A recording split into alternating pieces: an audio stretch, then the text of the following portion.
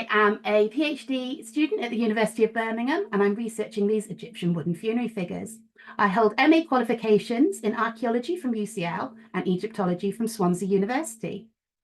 I worked for English Heritage for several years, and I am the director of Abaset Collections Limited, which is a software company providing bespoke online catalogues and archives for museums, institutions, and researchers. Since my undergraduate study, I've worked very closely with the Egypt Centre in Swansea, Wales, which has led to a passion for object-centred research and accessibility of collections, which is really what's driven me down this road to really have a passion for working with the objects that don't really get as much attention as they should. Let's check my slides are working. There we go. So as I mentioned briefly in the introduction, these wooden funerary figures are usually a component of a funerary model. You get different models. You have model boats, you have bakery scenes, butchery scenes. I'm not going to go into too much detail on that, as Georgia Barker is going to be our next speaker, who's going to give you a little bit more information about the types of models we see. They're usually found in a funerary context. So these come from tombs dating from the 6th dynasty in the Old Kingdom till around the 12th dynasty in the Middle Kingdom. There are no texts relating to these things, so we don't know the exact function, but this is something some of my colleagues are going to be discussing as the afternoon goes on. So I'm using these figures as an example of what can be done with these objects that are often left without any provenance, or if we do have a provenance, it can be questionable. What value do they have apart from looking nice in a museum shelf? What can we find out about these things that have been so detached from their original context? So the aim of my thesis, I'm currently in my 4th year, hoping to finish this year. My aim is to create a nice typology where I can look at all these figures with an object-first approach.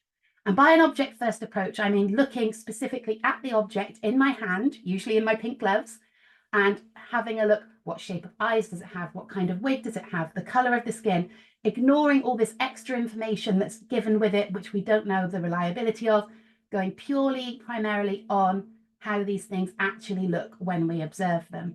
Obviously, we can then start to pull other information in and corroborate it, but having that object-first approach gets you really, really engaging with the objects and getting that connection with them.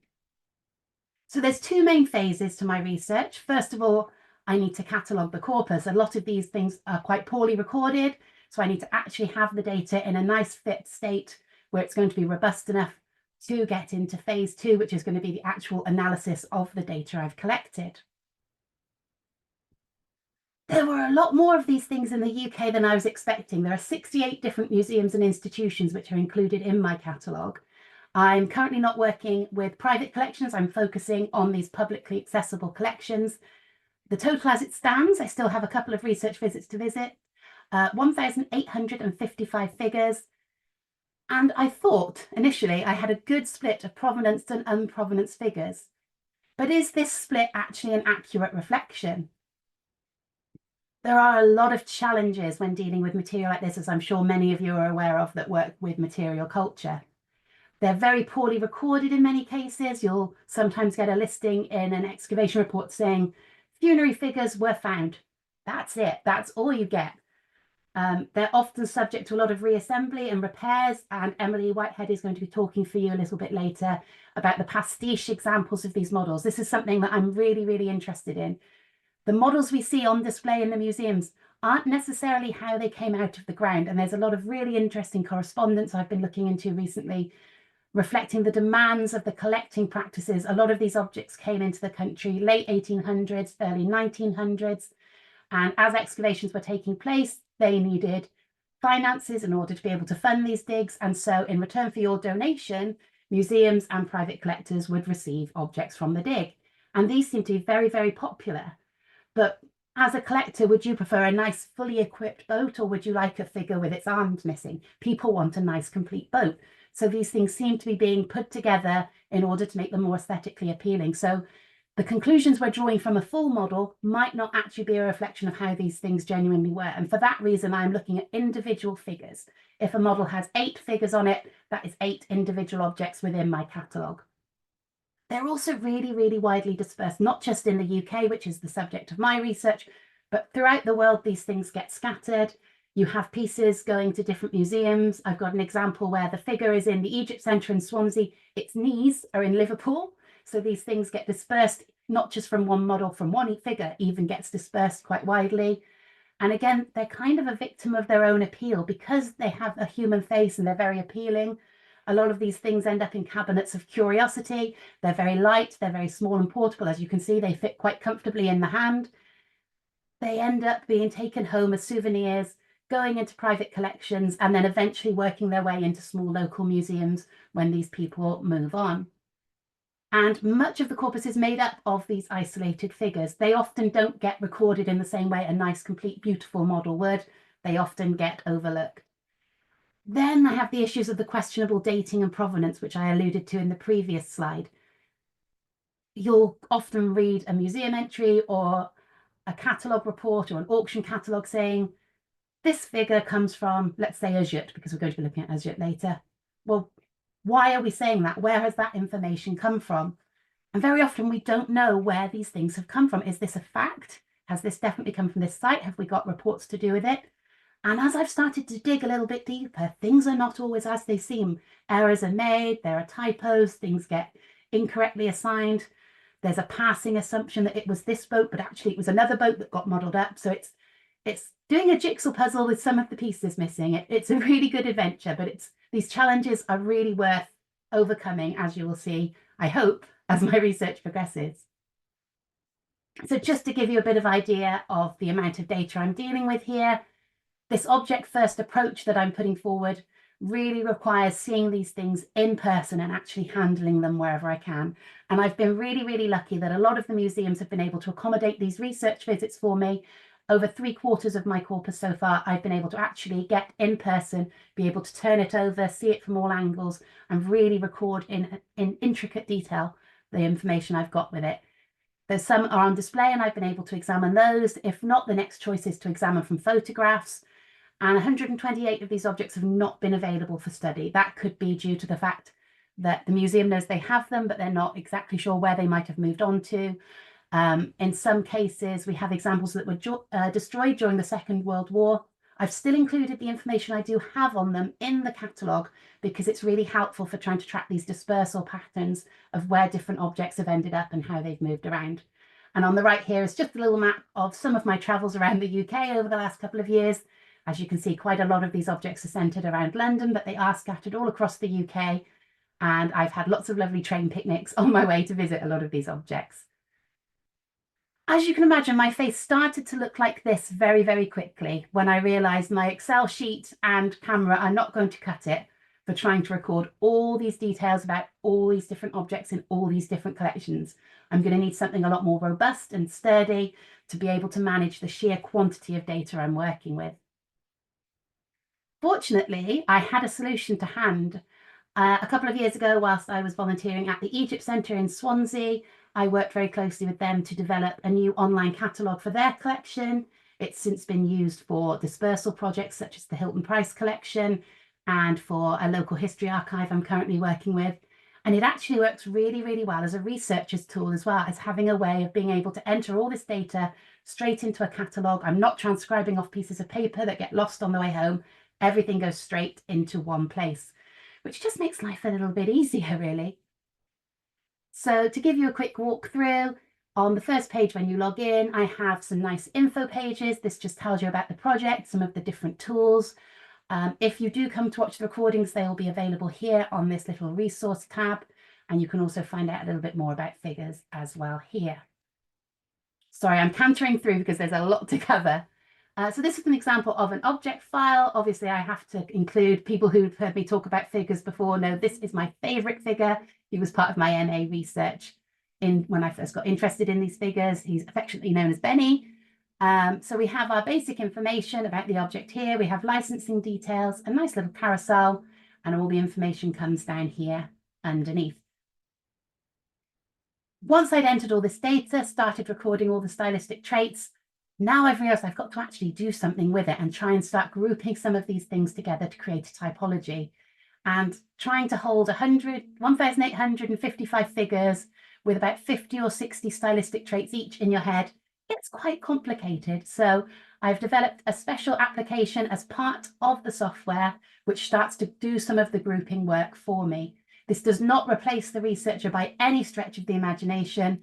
It just aids the process and speeds it up once you start to do it. but it does still require that input from the researcher as well. So the profile proposer tool can be broken down into 4 key stages.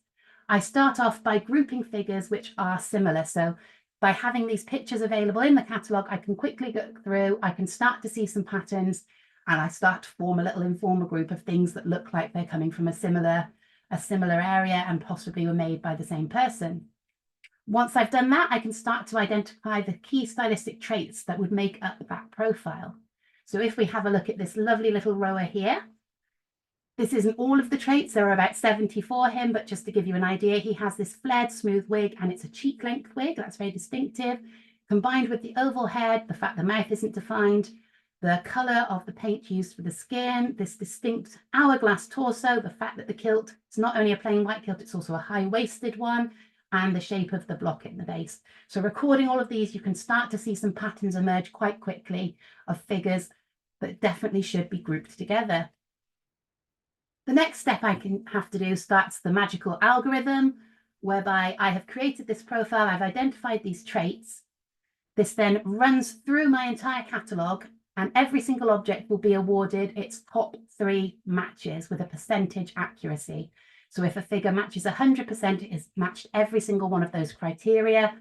Obviously, that's quite rare to happen because you have eyes missing, limbs missing, the paint color may have changed slightly, and these things are all handmade as well. So you do have that element of individuality within them as well.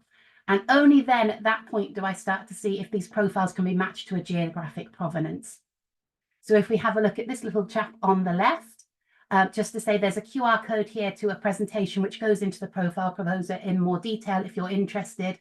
And I will share the link in the chat as well for anyone who's not handy with QR codes. So this little chap, in his object file, the algorithm runs for the profile proposer. He's fortunate enough to have 100% match to this particular profile. When I look at the figures in this profile, I've got 33 figures, 18 of them are coming from the site of Del Bahri, and the others do not have any known provenance. So I can pretty securely say it's very likely that this figure has come from that site. So just to give you an idea of where I am, these is still a work in process. These numbers are changing daily, but I updated this yesterday. I have 949 figures coming from a known excavation site. So that's where I've been able to trace the provenance back. We have clear records of them coming from that individual excavation. 53 extras have now been given a clear, definite provenance. These are mostly coming from the site of Beni Hassan because we have fantastic records at the Garstang where we have the archival photographs. We have grave registers, and Garstang and his team very conveniently painted numbers on the back of some of these figures as well to indicate which tomb they were from. So using these resources, I've been able to match an extra 53 via the tomb number, 35 via the tomb number, and an extra 18 I've been able to spot in these archival images from the glass plate negatives at the Garstang and match these pieces together. There are 407 figures in the corpus that have been previously proposed a provenance. So that might be, it's written in the museum catalogue, but we're not exactly sure where it's come from. It may be in an auction catalogue, or it may be another researcher. Many of them are with us today, so thank you very much. We have 407 figures that have been identified that way. And then I'm just over 500 now. We have 359 figures that I've been able to match using the profile proposer in its early stages, and an extra 142 that I've been able to suggest a likely provenance through archival research. So as I said, I am not just relying on this profile proposer, I'm using it to corroborate and kind of speed up the process a little bit. It's a tool, it's not a replacement for the work of the researcher. One other little feature I really enjoy, this was something I developed for the museums I was working with, are the trails. So these are little audio tours. If you make your own account and log into any of these Abaset catalogues, you can make your own little virtual trail and write your own comments on them specifically for the audience you want to work with. So these are a really fun little feature that just help you piece your arguments together.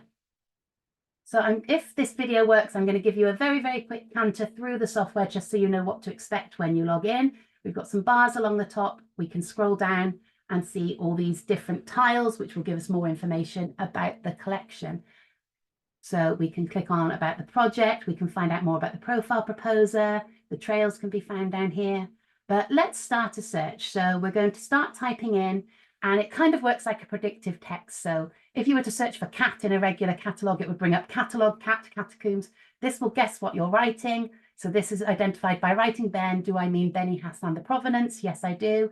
That's been highlighted in gold to show that's what I'm looking for. And all these nice beards appear in our little gallery. We can look specifically at objects type and start to really filter down and drill down. So these are offering bearers coming from Beni Hassan. As you can see on the filter bar, it reminds you what you've searched for. So if you're like me and put 17 or 18 different filters in, you can remember what you've actually searched for and start to edit them. So the basic filter bar, this is pretty much a standard catalogue that you would find for most museums. We can search by which location it's currently in. We can look at what type of object. We can look at any proposed dates for these objects. Provenance is a good example to show you how this data can drill down. So let's use Abaset again, because we're going to be looking at the site later. We can either look at everything coming from the site, or we can drill right down to specific tombs if we're only interested in that specific tomb. And we can check and uncheck as many or few of these as we want to hone in our search and make sure we're finding exactly what it is we're looking for.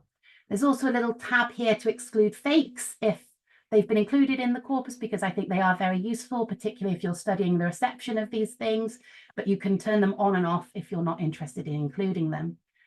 I'm really interested in the post-excavation history of these things. So under the advanced filters, we can search by previous people associated, be they collectors or institutions. And we can also search by auction. And again, that can drop down to individual lots within that auction catalogue as well. So being able to know that all these objects came from one auction, even if they've since been dispersed, that helps to give us clues of the journey they've been on post-excavation.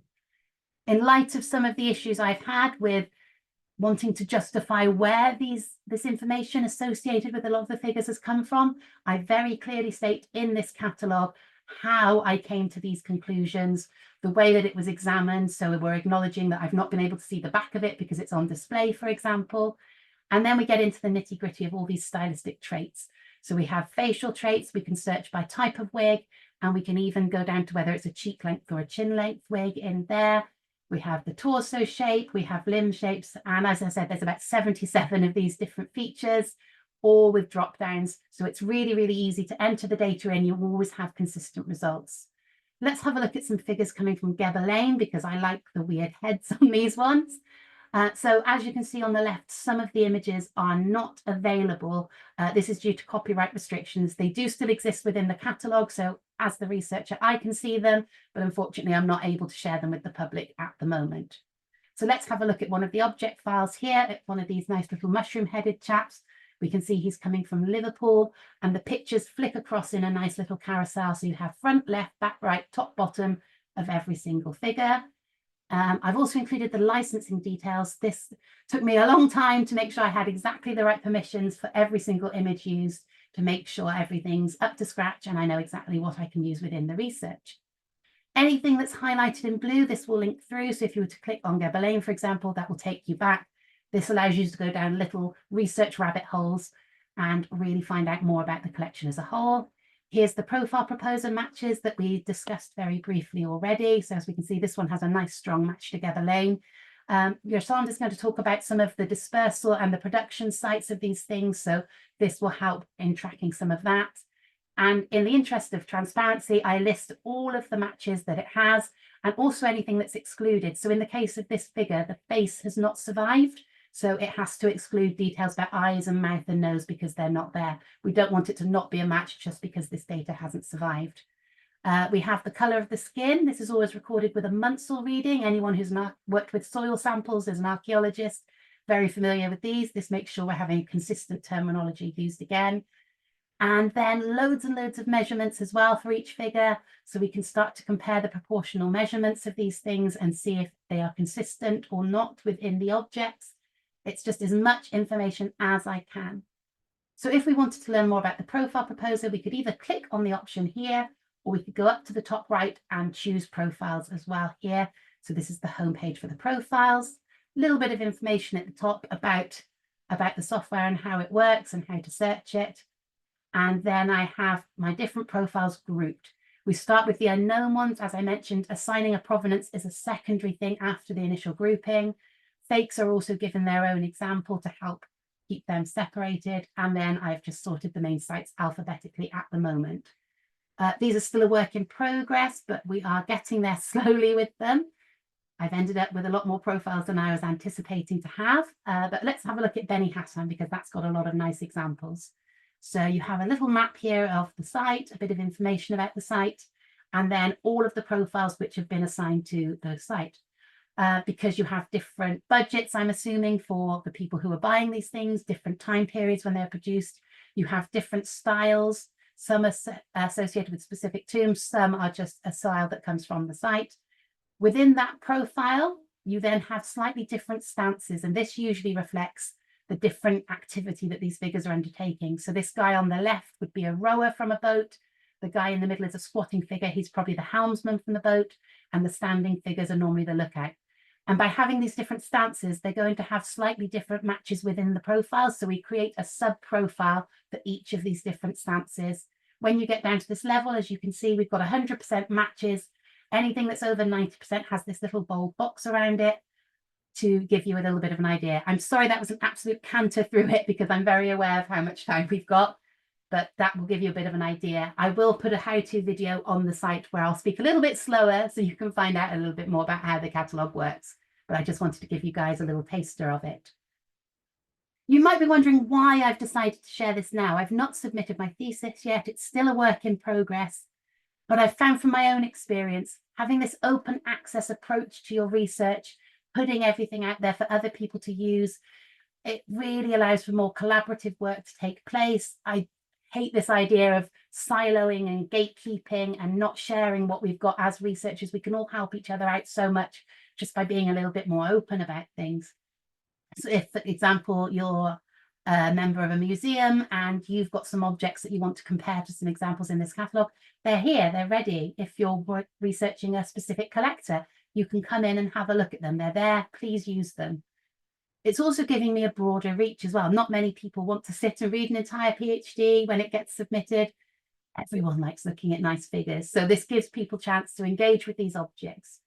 I'm also hoping by sharing this information, it will make people aware of some of the smaller collections in the UK. I've been speaking to a lot of people about my research and telling them about the figures I found because, as you've probably noticed, it's very hard to get me to stop talking about them.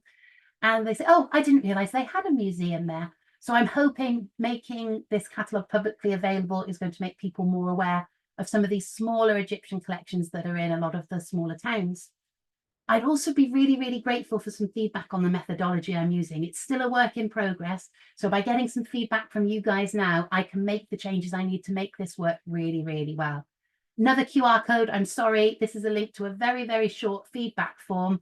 It's 2 or 3 questions, just yes or no, tick box answers, just to let me know if you've used the catalogue, if you've found it useful, and if you've applied anything you found into your own research. It just helps me justify why I've shared it now.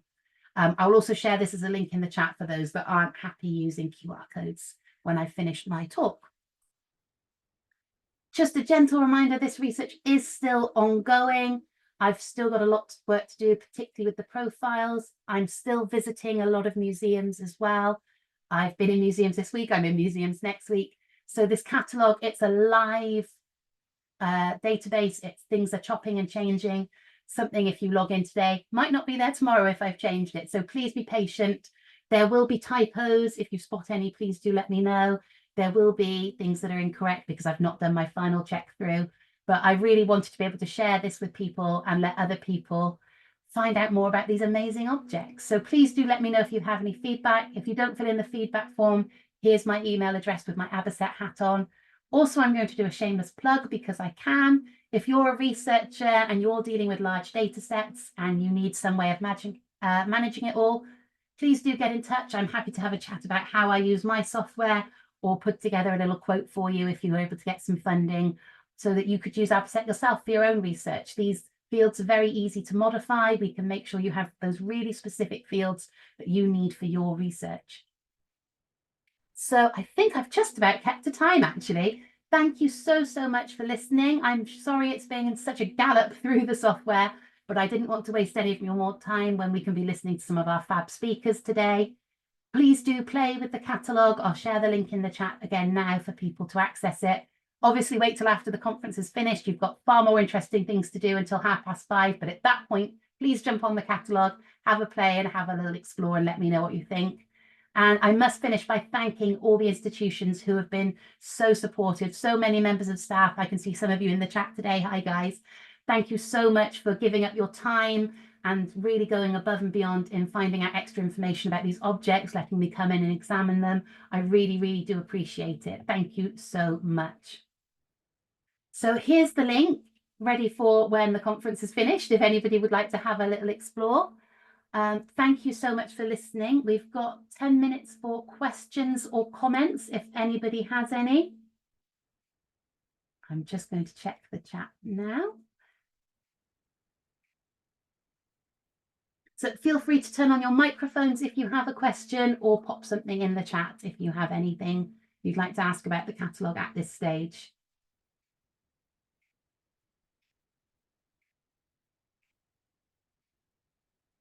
I've probably terrified you all with how quickly we've counted through that.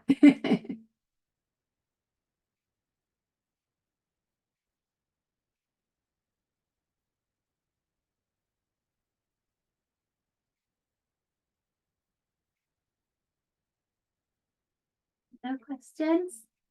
Oh, Sandra's excited to have a look later. Fantastic. It's definitely been a labour of love. There's still a lot of work left to go on it. It's definitely going to be a life's work, I think. Oh, I've had a question come through. Plans, yes, I would absolutely love to be able to incorporate examples from outside the UK as well. I know I will get a slap on the wrist from my supervisor if I announce I'm adding anything else to the catalogue. It's a really nice size data set to work with. It's enough without being completely overwhelming, but I would like in the future, perhaps as a postdoctoral project, to start expanding this out outside of the UK as well. And I do have a lot of issues with the accessibility of these things being just the UK collections. So obviously sites like Naga Adair, all their material went to institutions in the US, so you don't find any examples from there in the corpus. A lot of the Theban stuff went to the Met, so obviously there's not much reflection of that in the corpus. So I am aware my data set is very limited by this restriction, but I had to put a parameter somewhere or I would get in a lot of trouble. I've had a question about how did we track down every collection in the UK? That's the really tricky thing. I don't know if I have, because you don't know what you don't know.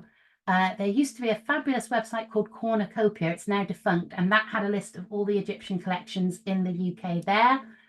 Lots of time Googling, lots of time in the pub after conferences asking people what collections they have.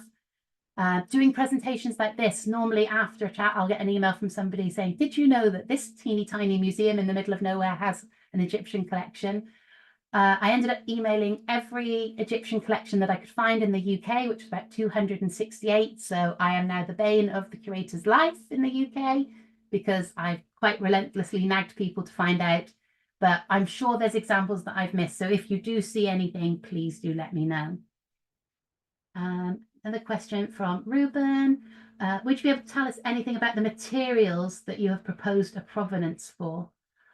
By materials, do you mean the type of wood? In a lot of cases with other objects that are a little bit more glamorous than these, you can do chemical analysis of the pigments used, dating of the wood, that kind of thing. I've kind of shied away from that because of the sheer quantity of objects I'm working with, for one. I had a lovely chat with Phil Parks, who is a conservation expert in Cardiff. And as he pointed out to me, the amount of data I'm going to gain by doing analysis of the materials would not outweigh the damage that it would do to the object by doing these kind of studies in these cases. So for the purposes of my research, which is just making these stylistic trait typologies, just being able to look at the piece of wood and tell from looking at it, this is probably imported wood, or this is probably a slightly coarser native wood. That's enough for the purposes of my corpus. A question on how to cite the database. There should be a piece on the About Us page where it will give you a list how to cite it, but I will make sure that's updated on there for you, Marisol, if it's not there. Campbell remembers the cornucopia. I do miss it. If anyone has funding for Abaset to make a new one, I'd be very, very grateful. Maybe assess the subject of the specialist network for creators could help with the content. It would be lovely, wouldn't it? If anyone wants to launch a project, we'd be very, very happy.